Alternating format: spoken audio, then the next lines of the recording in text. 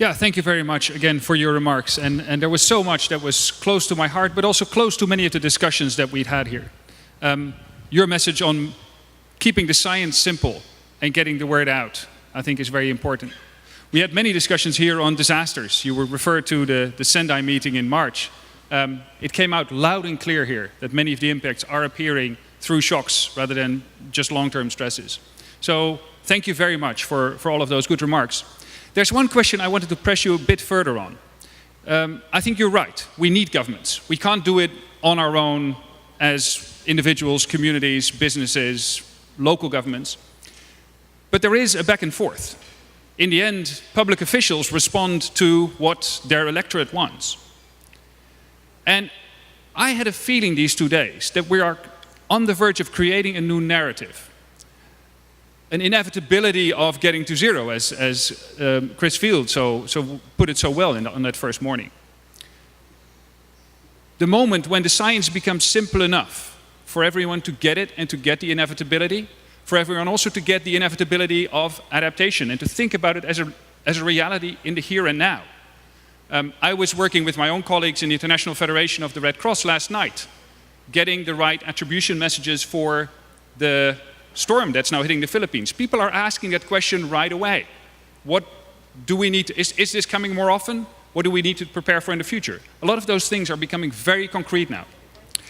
So my question for the two of you would be, how can we advance this coupling between the big agenda and the local awareness and increase the public pressure in all countries together to get governments to take bolder action? So it's maybe to get back to the COP language for once and go to the least sexy of all of the COP agenda items, Article 6, on awareness and education. I think that's actually one of the most crucial parts. And I'd be keen to get your comments on how we can make headway, getting the word out and getting all the people involved in that pressure on governments to actually then set the right frameworks for what we all need to do. Well, I think the global public's got to get a lot noisier. You know, I come from a generation that mobilised against the Vietnam War, mobilised against apartheid in South Africa, mobilised against nuclear weapons. And I'm not sure that we're feeling yet the strength of mobilisation like that. You're quite right, you know, politicians respond to what publics are saying. So they've got to say it a great deal louder yet, in my opinion. I think the big climate march around the time of the climate summit was extremely important, but it's got to be sustained. Politicians have got to know that this really matters to constituents.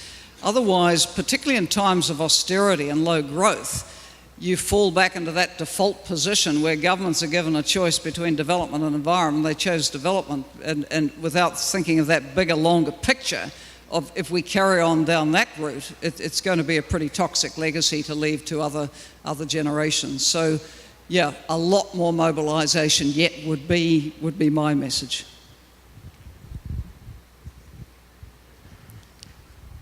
Let me say something about participation, and let me say, because we as the host country have felt very proud to have already adopted some very strong participation signals. The first one, the Indigenous Pavilion. Not only in the venue and in the premises of the COP, but also in this place that is called Voices for Climate, that we have developed with the support of the Norwegian government and with the support of the UNDP people, Helen and all the Peruvian team of the UNDP. And I think it is a first good signal to have indigenous people raising their voices in the venue, also to have them able to talk with the negotiating blocs, to talk and to have bilateral meetings among some others. Also, during the first day of the plenary, we have sent to the observers organization a good signal by saying, okay, we're going to have women and gender organization and youth organization talking earlier, because we don't want to have what it is very sad to have all the observers organization talking by the end when there is nobody on the hall. No? So it is like a signal. We can do it and we can work together. And also, we are planning because we should recognize that the New York summit have left to us very good mood, good action, good initiative, not only by government, by the business sector, by the people who marched on September 23rd, 400,000 people marching in a very responsible way has meant something, and also the indigenous people. So that is why we want to be recognized as the COP who has launched this new initiative to have this strong dialogue between state and non-state actors. So that are, I think, signals to try to move participation. And also, the Article 6, it is obviously very important, and that is why we celebrate that the Polish have presented in the first day of plenary this statement of education. And also in the SBI or SAPTA, I don't remember exactly, they are going to send to the plenary for this week the Lima work program on gender. That it is key. For us, it is like, wow, what a very important outcome of this COP. But that is one part of the coin. The other side of the coin, it is how much the organization, the civil society, and the citizen can make proposals with realism. Because we are in the 20th conference, we are not in the first one. So it is a process. It is a process in which we are working step by step. It is a process with some formats, some rules. So we do need to understand that to try to be well engaged in the process. And also, and this is my last reflection, we should not think that it is only important to be inside the walls of the premises. There are more things happening outside the walls. And we should recognize that there are actions that are seeking to the same, that are wishing to get the same objective. So it is inside and outside the wall.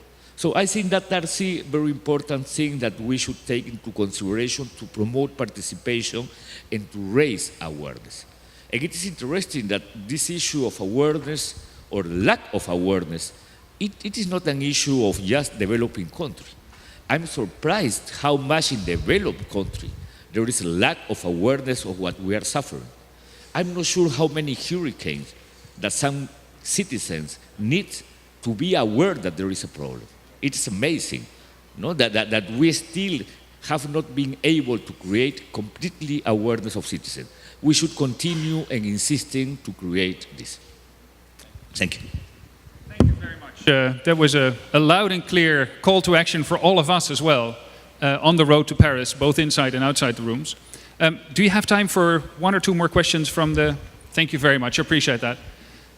Who would like to ask the first question to the first two panelists? Yeah, over there, please. There should be a microphone going around. Oh, I'll come to you.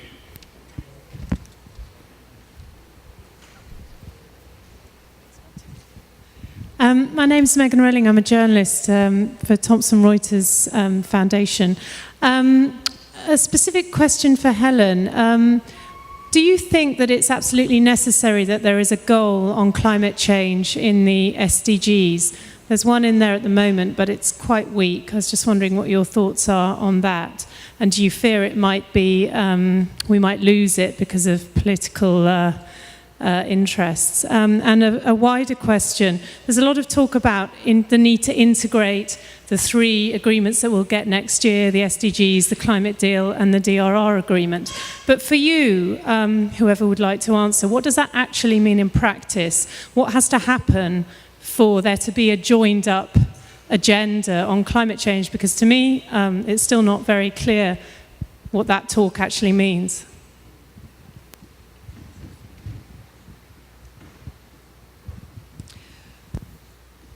Well, I think it's reasonably likely that the content of that open working group proposal is going to make its way into the final agenda, because basically a lot of people have worked very hard for their goal and specified target to be in the proposal, and no one's going to let go of their goals.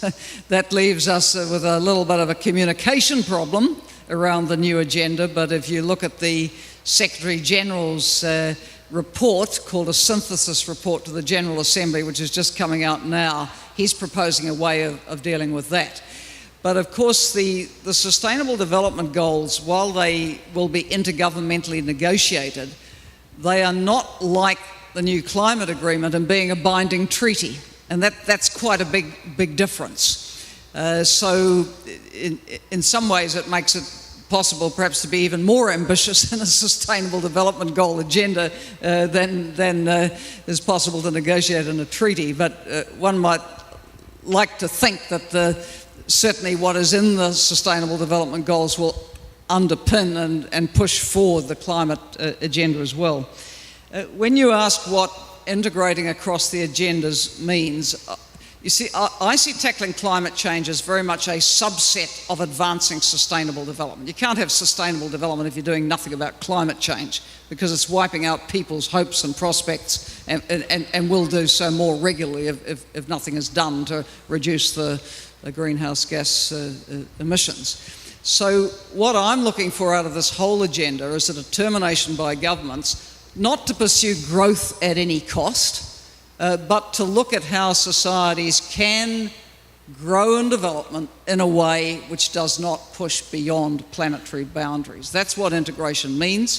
For us in the UN development system, it means we have to be a lot more joined up in the support that we give to governments rather than all rushing off in our separate silos. But it's also a big call to governments to take holistic and integrated approaches, to think about the consequences of each action and whether it actually helps to sustain the ecosystems on which we depend, while it's also eradicating poverty and dealing with the gross inequalities that afflict a lot of societies.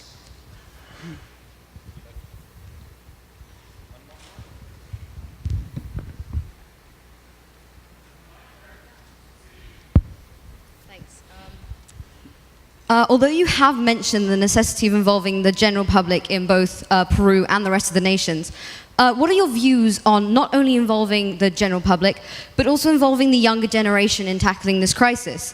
How do you think they could get involved?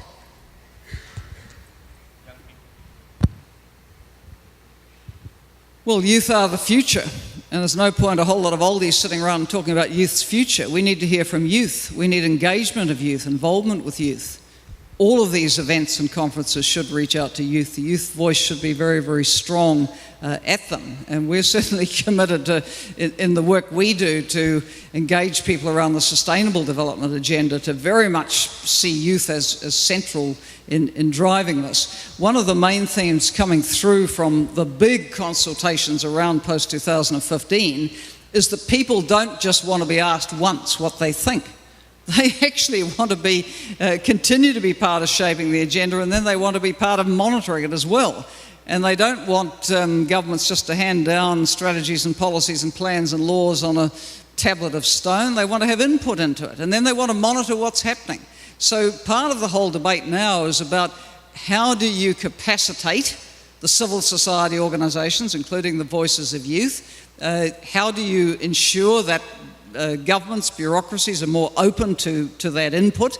How do you make available the kind of information and an analysis and the capacity for people to analyse, which will enable them to monitor what's actually happening and hold people to account for the commitments that they make? In other words, I think what is potentially transformational about the whole post-2015 agenda is not just the breadth of it and trying to think holistically across these strands of sustainable development.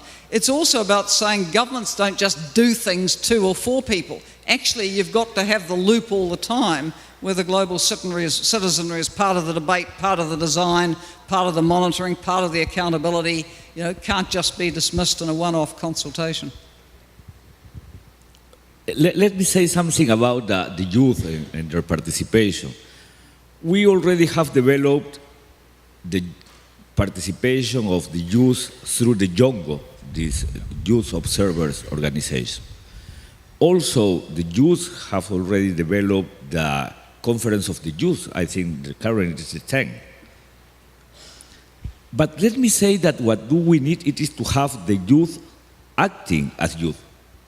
I have read their statement, very good statement.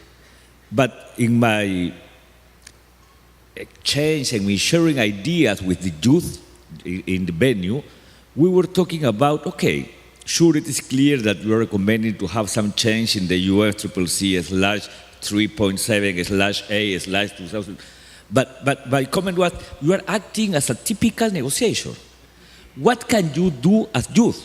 How much you can maintain your enthusiasm, your innovation, your creativity as a youth. So let's have the youth thinking as youth. Let's have the youth acting based on a voluntary basis, giving innovation to this process. Not putting all that different numbers and understandable numbers, but having the youth acting as youth. I think that is a very big challenge to the youth. And we know, and I'm completely sure they can do it. But in that way, as youth, with that energy and enthusiasm of the youth. Thank you very much, Minister. I think you both need to make a move. Thank you very much for giving us your time. Can we give the two speakers a hand?